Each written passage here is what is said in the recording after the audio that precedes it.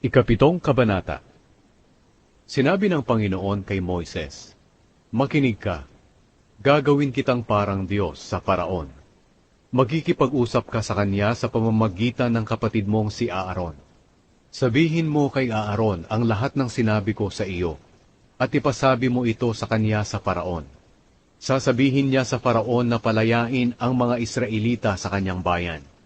Pero patitigasin ko ang puso ng Faraon, at kahit na gumawa pa ako ng maraming himala at mga kamanghamanghang bagay sa Ehipto, hindi siya makikinig sa iyo.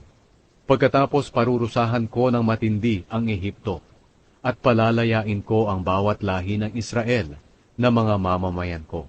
Kapag naparusahan ko na ang mga Ehipsyo, at napalabas na ang mga Israelita sa kanilang bansa, malalaman nilang ako ang Panginoon."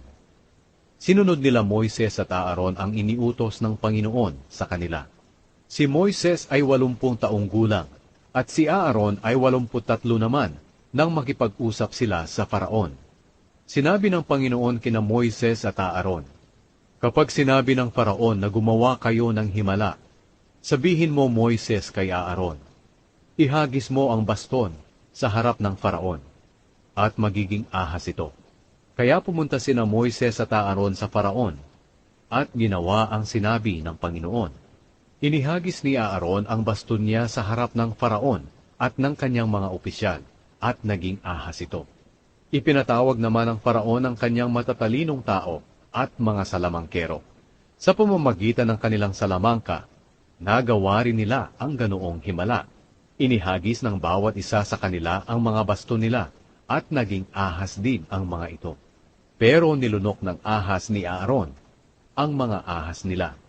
Pero nagmatigas pa rin ang puso ng Faraon, at hindi siya nakinig kina Moises at Aaron, gaya na rin ng sinabi ng Panginoon.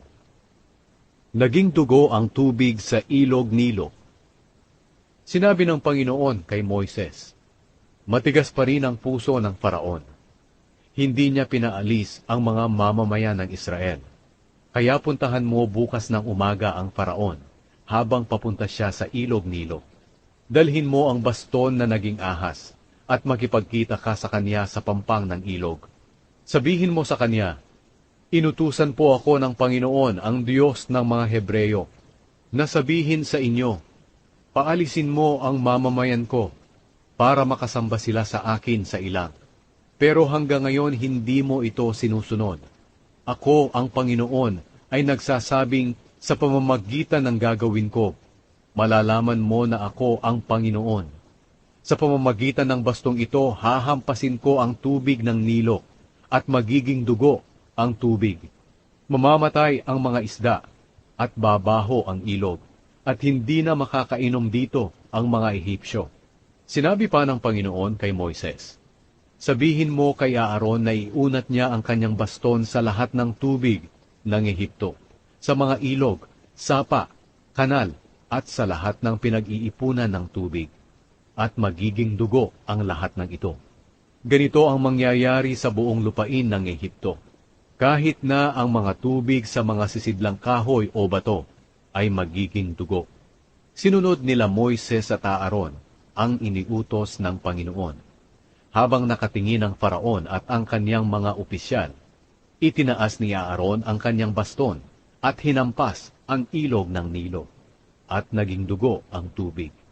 Namatay ang mga isda at bumaho ang ilog, kaya hindi nakainom ang mga Ehipsyo. Naging dugo ang lahat ng tubig sa Ehipto.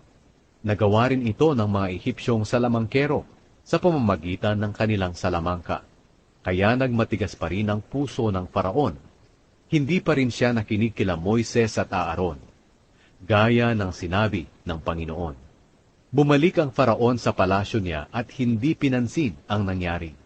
Naghukay ang mga Ehipsyo sa palibot ng ilog para makakuha ng tubig na inumin, dahil hindi nila mainom ang tubig sa ilog. Ang salot ng mga palaka. Pagkaraan ng 7 araw, mula nang hampasin ng Panginoon ang ilog ng Nilo sa pamamagitan ni Aaron,